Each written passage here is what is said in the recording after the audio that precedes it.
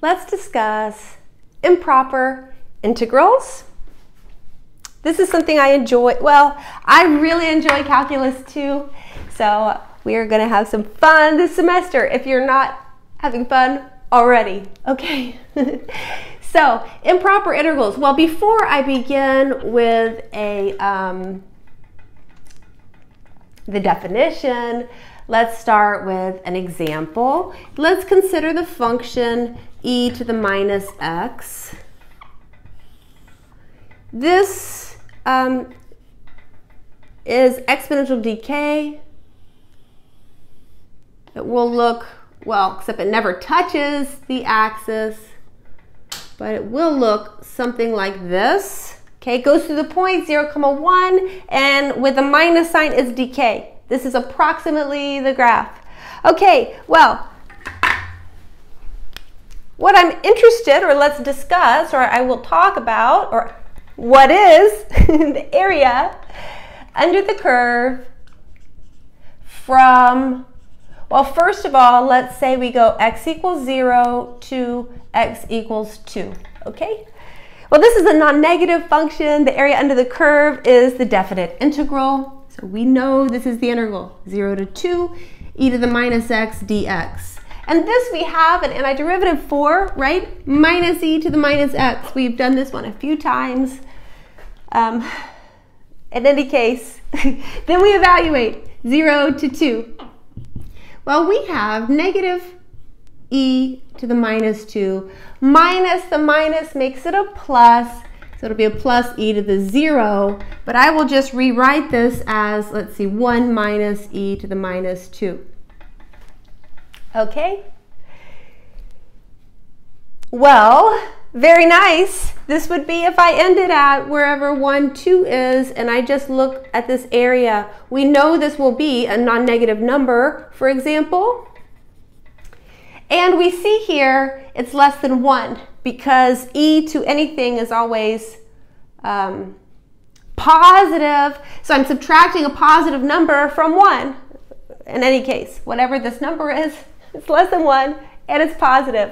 Okay, let's just change this and go from x equals 0 to x equals b.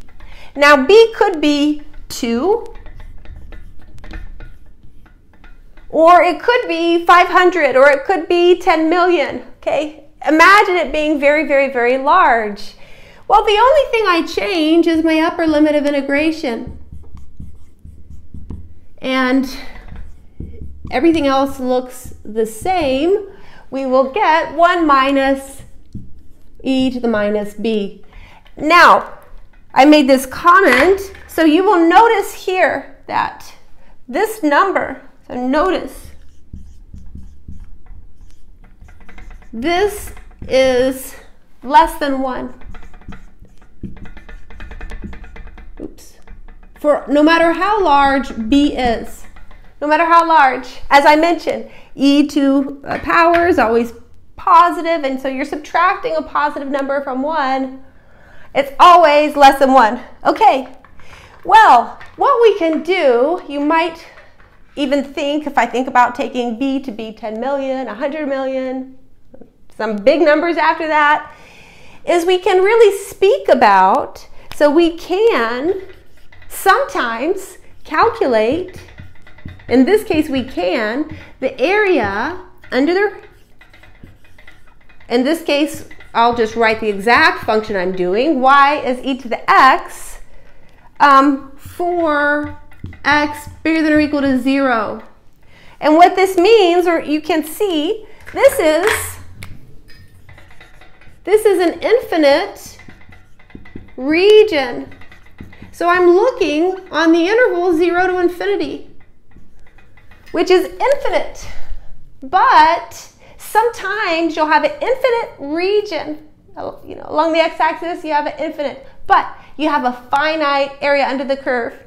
And this comes up in this exact problem. So what would we do here if we wanted to find this? Well, the only thing that makes sense if we think about our knowledge of calculus, which is we take a limit as b goes to infinity of the area under the curve from 0 to b. And then what is this limit? Well, we even have graphed here, y is e to the minus b. That's this, right? So this is graphed, and we see the limit is 0. So this part here, e to the minus b, is going to 0. This limit is 1. So this is an example, and we will certainly see more of, but this is an example of, this is an infinite region. This is an infinite region with finite area. Okay? So we have calculated the area, right? This is a finite number. In fact, the area is 1.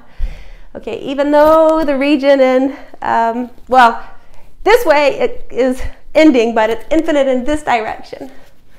Okay, so this leads us to what is an improper integral, or at least I should say one type of improper integral, because we will see more than one type. And this is the first. Okay, so we will now discuss type 1 improper integrals, which is when you have an infinite region. So you have some function, y equals f of x, and the notation for an improper integral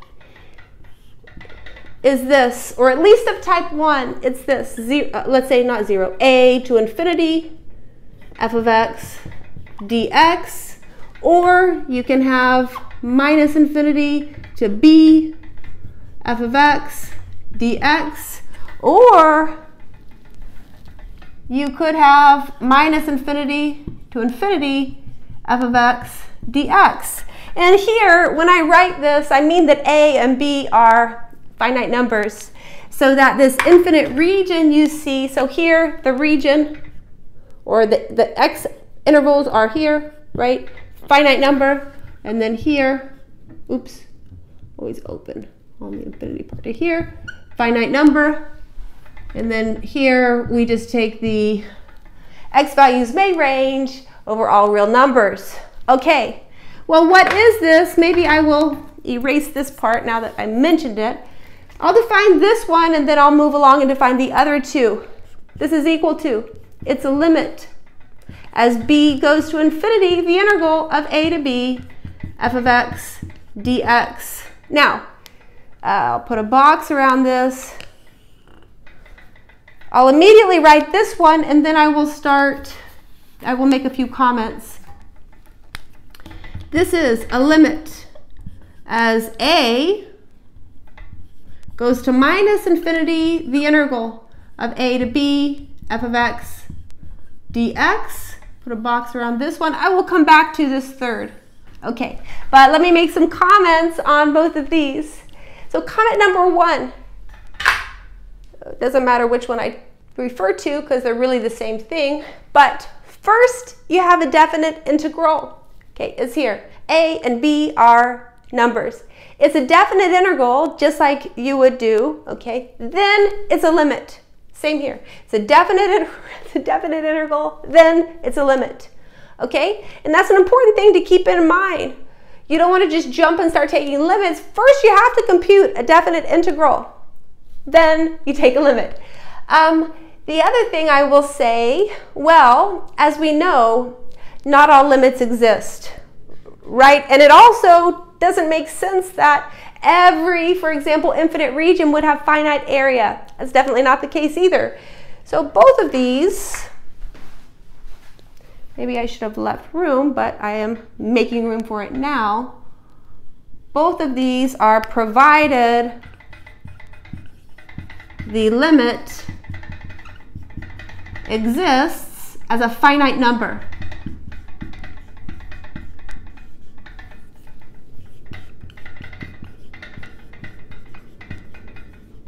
Okay.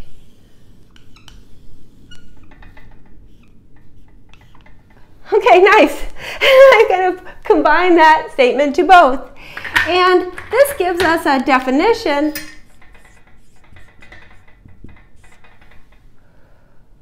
maybe I will just refer to this one so that I have a way to define, but it's similar for this.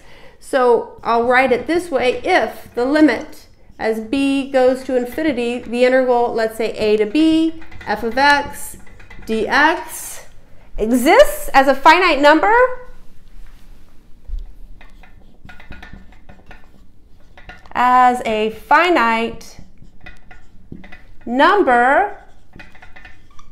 the improper integral is said to converge or converges. The improper integral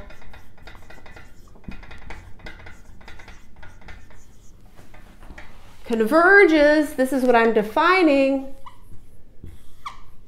Otherwise, it diverges. So if you get, right, it's a definite integral plus a limit. If you get a limit that's infinity or minus infinity or oscillating so that the limit doesn't exist, the improper integral diverges. And then your answer to something like this is not a number. Your answer would be the work shown to integrate, calculate the limit, and then the final answer would be diverges, something like this. But if it converges, that means the limit equals a number. That number is the improper integral and would be the area of the region or signed area if you had a function that's not always non-negative, for example. Okay, so this is the first type of improper integral. Now, one thing I will say, and then we will get into some examples, I will just mention this third here. Maybe I'll rewrite it. How would we define this? So comment.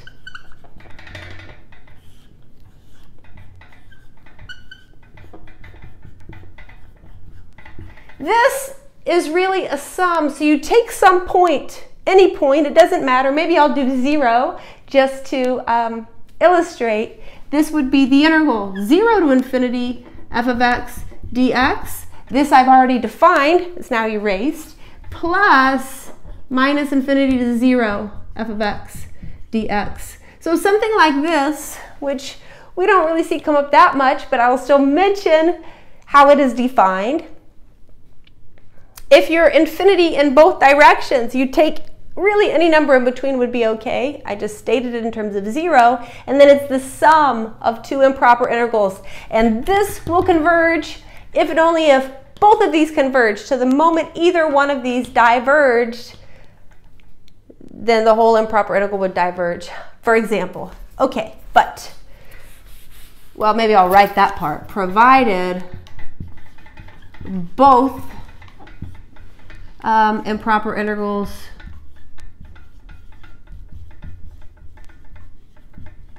on the, let's see, right-hand side are convergent. Otherwise, the improper integral over here will diverge. Okay, that was a comment. Now we will do some examples, and maybe my first example or two, I will make it not too terribly complicated in terms of the integration, so finding the antiderivative. So let's do one like this, 1 over x dx. Okay, this is, as I just mentioned, the antiderivative part is not too terribly hard here. We have the natural log of absolute value of x. Okay, so what would this be equal to? Well, it's a limit, and it's a limit of a definite integral. So first you calculate the definite integral, then we take a limit. So this is ln absolute value of x. Oh, okay. I'm glad I made that mistake to make a point. I started just right, ln absolute value of x, put my upper and lower limits of integration, but I need to include this. So I need to have this part. Make sure every time you write equals, you keep writing limit b goes to infinity until the very end when you actually evaluate the limit. Okay. evaluated between 4 and b, okay, which is, well, I'm not sure I have space there, I'll move down. So this is a limit as b goes to infinity of ln b minus ln 4, like this, okay? Well, ln 4 is just a number, but here, what happens as b goes to infinity? Well, the natural log, this should be one of the graphs you just have in your mind. The natural log goes to infinity. It goes to infinity slower than, for instance, f of x is x, but it still goes to infinity. It goes to the point 1, 0, and looks like this. Growing without bound, except this should be making a turn because you have this asymptote here, vertical asymptote. Something like this. This is approximately what the natural log looks like.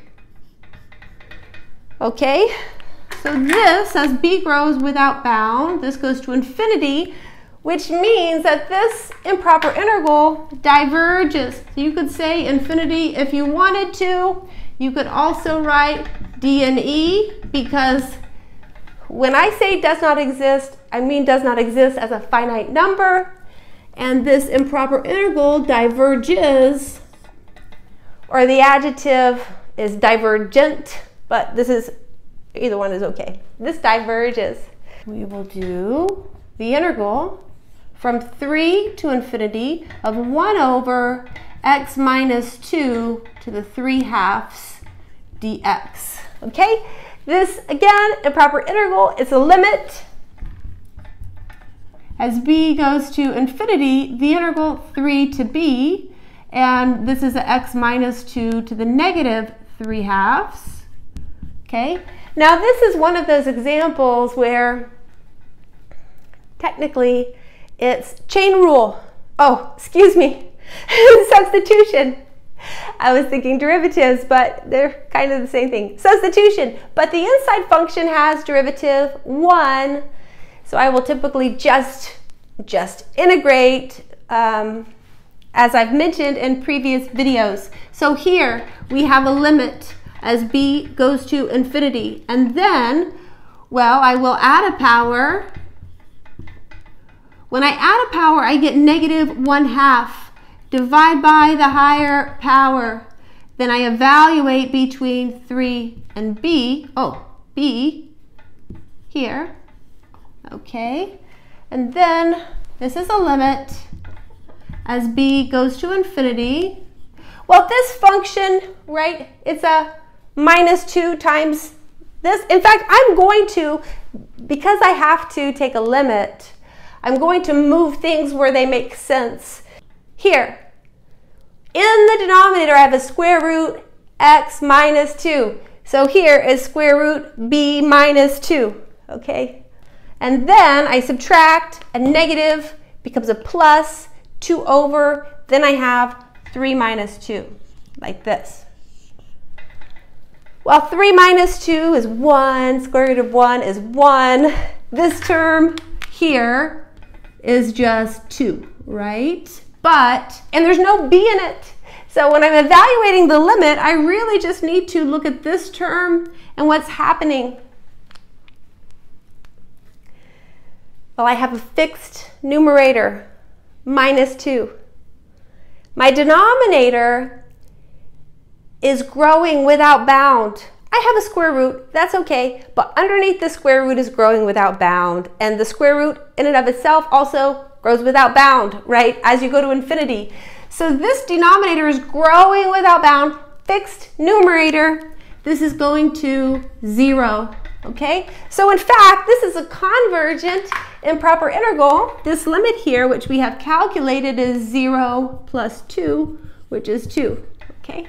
So this one converges 0 to infinity. Let's do e to the x over e to the x plus 3 dx. Well, first of all, let me take a limit as b goes to infinity, integral 0 to b, e to the x over e to the x plus 3 dx. Okay, now we are ready to think about integrating, because here is my definite integral, right? If I look at my integrand, well, what did I say the very first day? What did we try first? Number one, look for a substitution. And moreover, one place we look for a substitution in the denominator, right? So here, it's not, this one might trick you as you don't see a substitution jumping out. You don't see parentheses. Look at me, I'm inside parentheses. But, okay, well, look in the denominator and see if a multiple of its derivative is in your integrand. In fact, it is, because my denominator, e to the x plus 3, the derivative of the denominator is e to the x. I have exactly e to the x dx. Okay, so this will be substitution. Okay, wonderful. So let me work this out. Where should I do it? Maybe I will erase some of this problem and work on the substitution part. Maybe I will erase all of it just so that I don't leave part and confuse. But I will make a box for my substitution up here, say. Okay, so u is e to the x plus 3, du is e to the x dx. That's what I was just saying, right? So we will have a 1 over u du, okay? But this is definite, and so I will convert my bounds. My lower limit of integration is 0. My upper limit of integration is b, okay? When x equals 0, u is e to the 0 plus 3, which is 4. When x equals b, u is e to the b plus 3, which I can't really simplify much more than that. Okay, now I am ready here. This will equal, it's a limit as b goes to infinity. And then its integral, I go from u equals 4 to u equals e to the b plus 3, and then it's 1 over u du, like this. You see, when I did my substitution, the limit doesn't change. It's still a limit as b goes to infinity. This is why I was sort of stressing, first, it's a definite integral, then it's a limit. So here, everything, this limit b goes to infinity changed the same, but my bounds, I switch because the definite integral comes first, then I take a limit. Okay, now let's do this. So this is a limit as b goes to infinity. And then we're going to have ln, well, it's ln, absolute value of x, evaluate, evaluate, take the difference. This is ln. I'll use absolute values, although I certainly don't need to because everything I'm feeding in is non-negative, minus ln of 4. Well, you can't simplify this to be something, almost you can. You know, ln of e to the b is b, but when you have a sum inside of a natural log, it's not a property. And this is something I'm going to take the time to do it right now in this video because I see this all the time. The only log properties are this. Generally with any log, but the one we use the most is natural log. Then when we have a quotient, it's ln a minus ln b. And then if we have, for instance, ln of a to the b, it's b ln of a. If you have something else other than a product, a quotient, or a power inside of a log, just leave it like it is. So here, with this sum inside the log, I'm just going to leave it as it is, and I'm not going to try to break it into anything because these are my log properties, okay? That was just a comment, but I see this in literally every class. If a log ever appears, people invent their own log properties. Okay, so now let's get back to the problem. What's inside of my log is growing without bound, okay? And we know the log. Also, what's inside is growing without bound. Then you take ln of that. Will also grow without bound because the log does. So this is going to infinity. So this one, just like the first example we see, this diverges. Maybe I will write that in black. This is a divergent improper integral. Then we're going to do one more And then before I mention another type of improper integral, diverges. Okay, very nice. I will erase this. Now, the one more I can fit above here, how about the integral? Let's do 0 to infinity of 1 over 1 plus x squared dx. Okay, whenever you see 1 over 1 plus x squared in an integral, you think inverse tangent, okay? Because that's what this antiderivative is. So we're going to have to think about the inverse tangent, and we have to think about what happens as we go to infinity. And this is also something we have discussed, but it's something that comes up often. Okay, well, this is a limit. As b goes to infinity, we have the tan inverse of x evaluated 0 to b, okay, like this.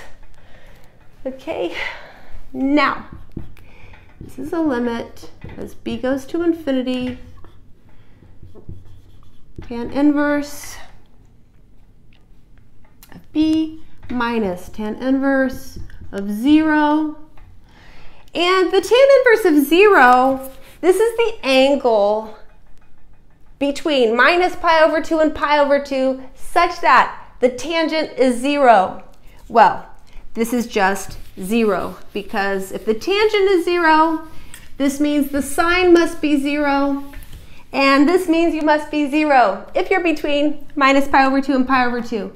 On the other hand here, and we will remind ourselves what happens with the tan inverse. It goes asymptote, asymptote, pi over 2 minus pi over 2 comes in like this. 0, 0 comes to here. As you go to infinity, the tan inverse of x, or b in this case, goes to pi over 2. So this part that has b varying goes to pi over 2. And then we get pi over 2 minus 0, which is pi over 2, for example. Okay. This is a convergent improper integral. What is this type, type 2? So this is, you have an infinite discontinuity. Now, how do you think about the two types? I'll draw a picture in a moment. What we have talked about so far, type 1, which means either you are infinite in this direction, x's, or infinite in this direction, x's, or if you happen to be infinite in both directions, you have to break into a sum of two improper integrals, okay? This one, the infinite discontinuity, your region, the x values, is finite, okay? It's over some interval that has a, number to number, like this. But the infinite part comes in this direction, and what that would mean would be your integrand is not continuous, and it's undefined at one place. So the integrand, that's this, infinite discontinuity. Okay, so the integrand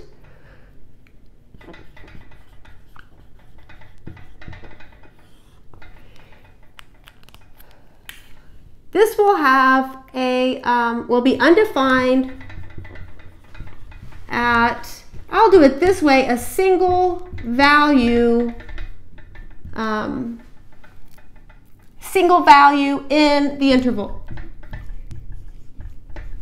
Certainly you could be undefined at multiple values. You have to break that into a sum. I'll define it this way. Okay, so let's do an example, and then I will get into the general definition of this type. Let's take the function 1 over the square root of x, okay? Now, where is this undefined? It's undefined at 0, right? Well, it's also undefined for anything negative because you can't take a square root of negative. But if I take this on the interval, let's say 0 to 9, okay, This is only undefined at 0. This is undefined at x equals 0.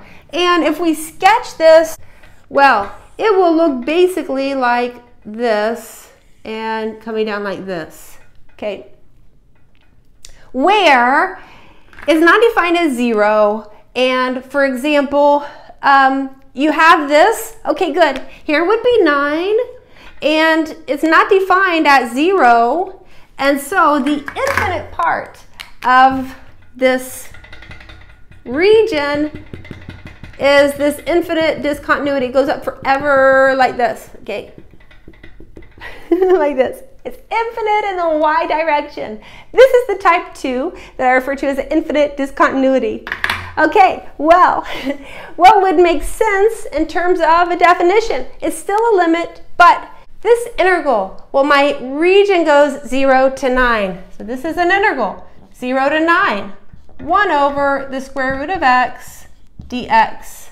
Okay, now you have to be careful with type 2 improper integrals, because if you just look at this quickly, it looks definite, but it is not. It's improper because the integrand undefined at the lower limit of integration. So this is a limit, and we will take a goes to 0 coming in this way, which is on the right, for example, of the integral from a to 9 of this is x to the minus 1/2 dx. Okay, then we integrate, evaluate, finally take a limit.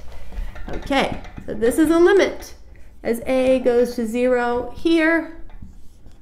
We integrate, we add a power, divide by the higher power between between a, and 9, like this. Well, this and the denominator a half, we're multiplying by 2. So this will be a limit as a goes to 0 on this side of 2 the square root of 9, which is 3, minus 2 the square root of a. Okay. Now, this one is very nice because look, as a goes to 0, square root of a also goes to 0. And so we get 2 times 3, which is 6. So this is a convergent. And just like with the type 1, well, the improper integral converges provided this limit is a finite number. If you get infinite, or if you get it oscillates, where the limit does not exist as a finite number, then the improper integral is said to diverge. Okay. So here is one is infinite in this direction, and yet this area is 6, finite number. Okay, now let's do some more of this type 2, and I will also make some more comments here. This type 2 where we have a single place that the integrand is undefined. Ah, okay, this one's going to be fun. Let's do the integral. 0 to 2 of dx over x minus 2, x plus 1. Oh, we already have the dx.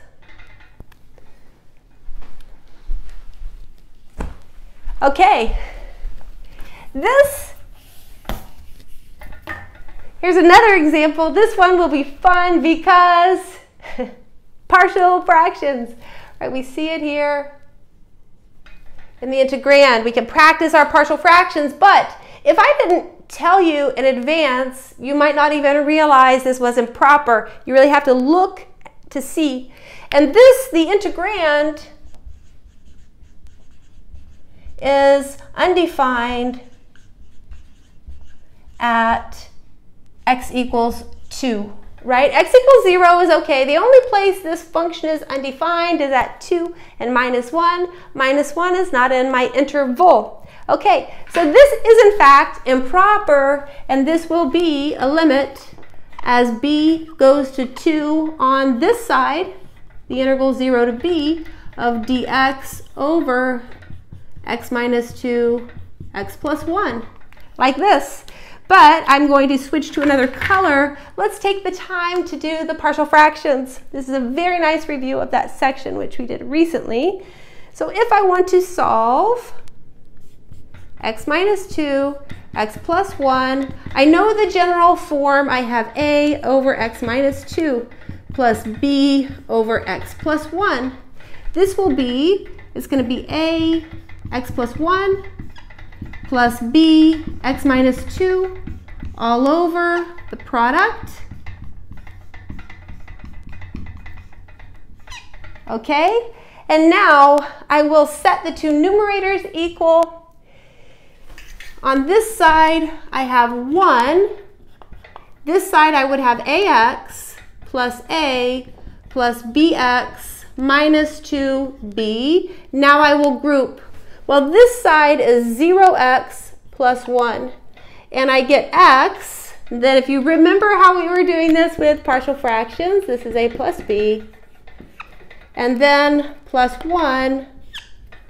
And then I have a minus 2b. Okay, so my system of equations, I have two equations, two unknowns. We get that a plus b is 0. We get that a minus 2b is 1. Okay, so which one am I going to solve first? That's totally up to you.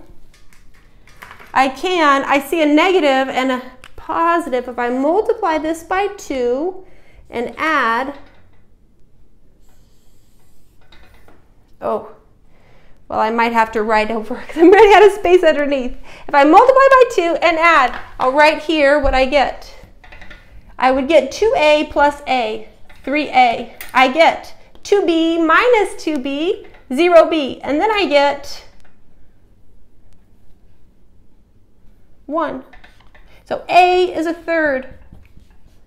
And that means if a plus b is 0, that b must be negative 1/3. So here are my two constants. And you can check, in fact, a minus 2b, we get 1/3 plus 2/3 does give us 1. So they satisfy both equations. Okay, wonderful. Now let's go back to my integral because I have solved the partial fractions. It wasn't too terribly bad, and it was a nice review. So this is, we have a limit. Then we have an integral, 0 to b of, well, I have two things. I have 1/3 over x minus 2 plus I have, oh, well, it's going to be a minus 1/3 over x plus 1 dx. Both of these we can integrate. They're both logs. So this is a limit as b goes to 2 on the left is going to be 1/3 ln absolute value x minus 2 minus 1/3 ln absolute value of x plus 1. Evaluated all of this between 0 and b. Now let me erase my work for partial fractions.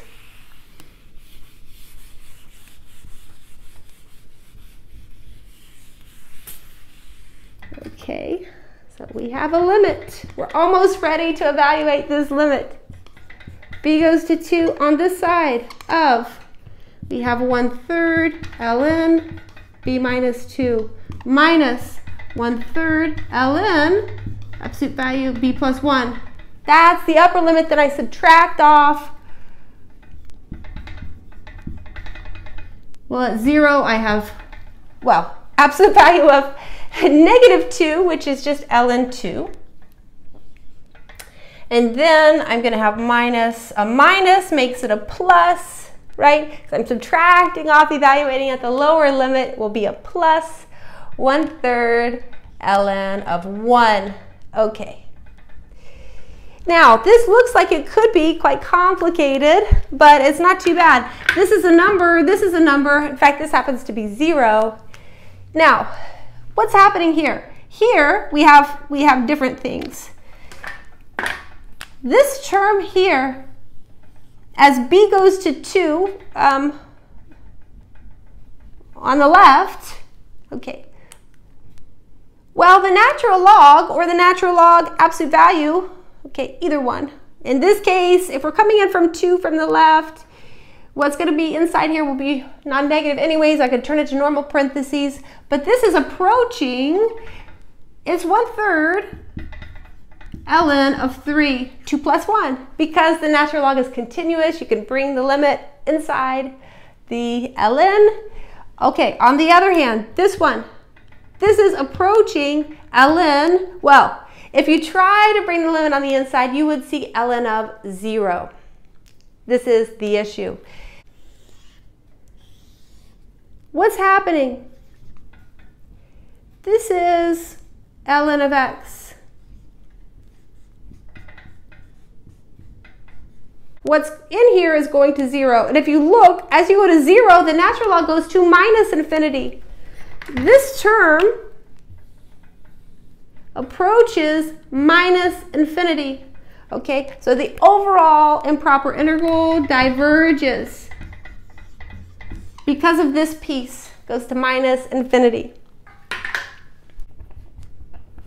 I'm going to do maybe 2 more. Okay, let's do an integral. We're going to do, let's go from -2 to 3 of 1 over x to the 4th dx. This, I haven't exactly stated what this is, right? But what you notice is that the integrand, 1 over x to the 4th, is unbounded at exactly one place, undefined I should say, and it's an infinite discontinuity, at exactly one spot in my interval, but what's different is it's not one of the endpoints, right? So this is, I'll write this is undefined and an infinite discontinuity at x equals 0. And this is why I was saying we don't know what this is. Technically, I haven't stated it yet because we've only done examples where it was undefined at an endpoint. Okay, well, we just turn this into, so this is defined to be, we just break it off where it's undefined. We have a sum of 2 improper integrals. So this equals the integral -2 to 0 of 1 over x to the 4th dx plus the integral 0 to 3 of 1 over x to the 4th dx. Now here's the caution. It equals that provided we need both improper integrals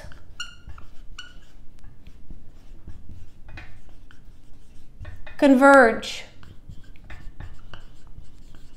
Okay?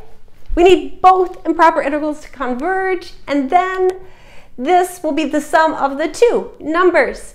If one of them diverges, this will diverge. If both of them diverges, this will diverge, even if, say you got this, the limit would be infinity, and this, the limit would be minus infinity. That does not mean that this converges and is 0 or something like this, okay? If either one of these diverges and it's a standalone improper integral by itself, this one will diverge, okay? This is how it is defined. So here we go. Well, let's just start with one of them. So consider this one. If this converges, then we will calculate the other one. And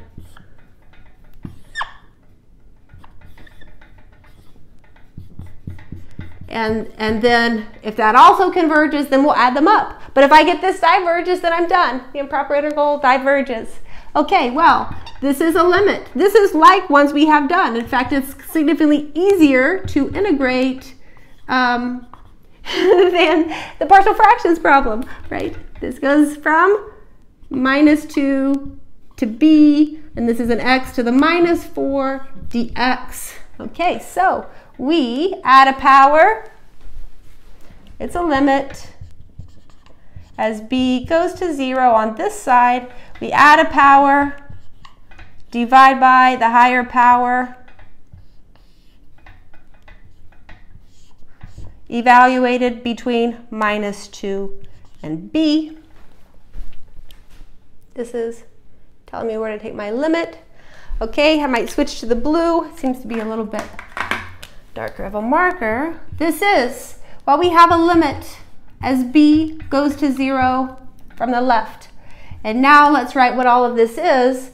I will put the x cubed in the denominator. So I have minus 1 over, I'm going to have a 3b cubed. Then when I subtract, it's negative, it will be a plus 1 over 3. Oh, then I have another minus, but I'll leave it here, cubed. Okay, so we will have a negative here because it's minus 2, and minus 2 cubed is negative, but it's fine. I'll leave it like this. This negative, and then subtracting off the lower limit, turn into a positive. Now I can take the limit. Okay, but what's happening here, oops. This numerator is fixed. My denominator is getting very, very, very, very small. It's going to 0. A fixed numerator, a denominator going to 0. Your fraction is either going to infinity or minus infinity. And we can tell here we have a negative and we're coming in from negative numbers. Well, this is going to be negative with this is going to be a positive, because if you're coming in here, b will be negative. You cube it, negative, we have a negative positive. So this is going to positive infinity, which says that this limit, you can either say is infinity or does not exist. Maybe I won't write equals. Does not exist as a finite number. So this whole improper integral that I started with, minus 2 to 3 of 1 over x to the 4th dx, diverges. I don't even need to compute the other side or the other term in the sum, okay, because diverges. Or I could have just done this one also will diverge, and then concluded diverges. You could calculate them both, but it's not needed. The moment one diverges, the whole improper integral diverges. Here's one more. Now you might be looking at this and you might say, I don't see an issue because I'm not dividing by anything. Right? Well, we're not dividing by anything, but we know the natural log. I already graphed it today, in fact. The natural log looks like this. It goes through 1, 0, goes to infinity here, and this direction goes to minus infinity. And so you see here, we do have an unbounded integrand where we have an infinite discontinuity here at 0. So here the ln x is undefined at x equals 0. Okay, so this will be a limit. You take a limit, let's say as a goes to 0 on this side with a to 1 of ln x dx. Okay, well, we can kind of see what we're doing. Here's 1, right? So what we're trying to calculate here is this area, which this is, oh no, I probably crossed the line. It's infinite this way. Trying to calculate, well, in this case, it's underneath the x-axis, so it's a signed area. But in any case, this is what we're trying to calculate. See if it's a finite number or not. Okay, well, this we have integrated. We did this a few days ago.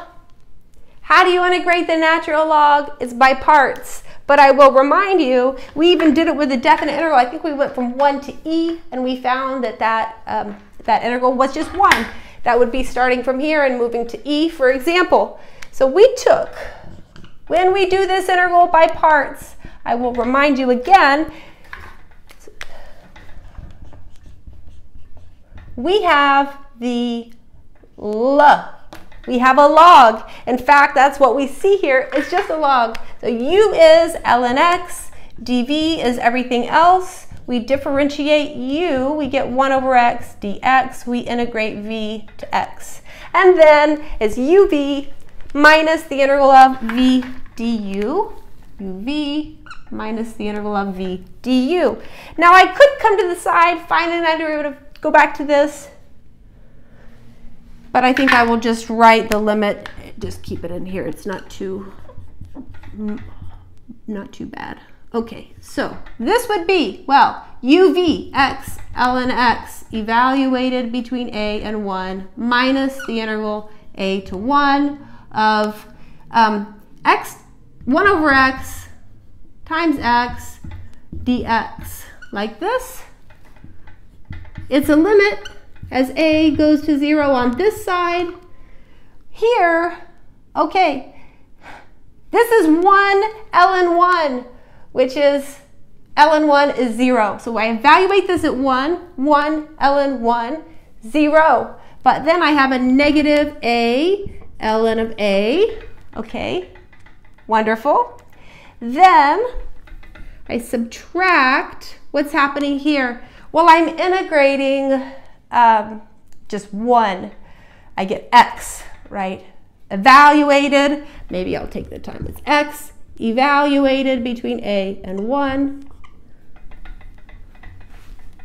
It's a limit as a goes to 0 on this side, minus a ln a, minus 1 plus a.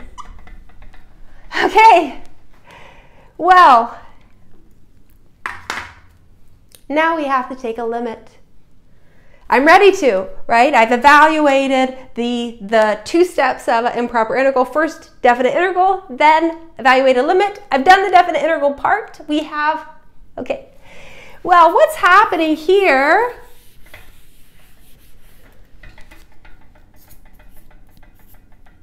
This part is the easy one. As a goes to 0, a goes to 0. Okay, wonderful. This one though, what's happening? I just erased it. As a goes to 0, natural log goes down to minus infinity. So we have like a 0 times minus infinity. That's not setting ourselves up for L'Hopital, right? So let's come to the side. I have made room now just to calculate this. It's a limit as a goes to 0 on this side of negative a ln a, like this. Well, if you try to evaluate, okay, and let me put the, oh, I did put the plus, good. Technically here I would definitely need it because on the left of 0, the natural log is not defined. Okay, if I try to evaluate as I said, I get 0 for the first. For this one I get minus infinity. You cannot use L'Hopital on 0 times infinity. It's only infinity over infinity or 0 over 0, like this, okay? But there's a trick you can use here to just rewrite it. So I can write the exact same thing. I can write ln a here, and then I'll pull this down here. Oh, well, let's not write like that, like this. Now they're actually equal. You have to change it. You can't just move something in the denominator and expect it to be equal. But if I move it and change it from a 1 power to a negative 1 power in the denominator, now they are equal, right? Because what is this? This is here literally minus a ln a, okay? These two are the same, but writing it this way, if we think about L'Hopital, this in the numerator is going to minus infinity, and in the denominator we're also going to minus infinity because well, 1 over a as a goes to 0, fixed numerator, denominator going to 0 is going to, well, infinity, but then there's the negative. So this means we may use L'Hopital when you have something of this form, when you think about trying to evaluate. What this says is we can take the derivative on the top, take the derivative on the bottom, reevaluate the limit. So here this would be 1 over a, and then we bring down the power, which is minus 1 turns to a positive. We would have a to the minus 2, right? Bring down the power, be minus 1 would make this positive, then a to the power minus 1. Now this might look like we still have a problem, except we can use properties of exponents we can put this back here with a positive 2. So this would be a squared over a. And now this is the limit as a goes to 0 of just a, which is 0. Okay, so all of this work to see that this term goes to 0.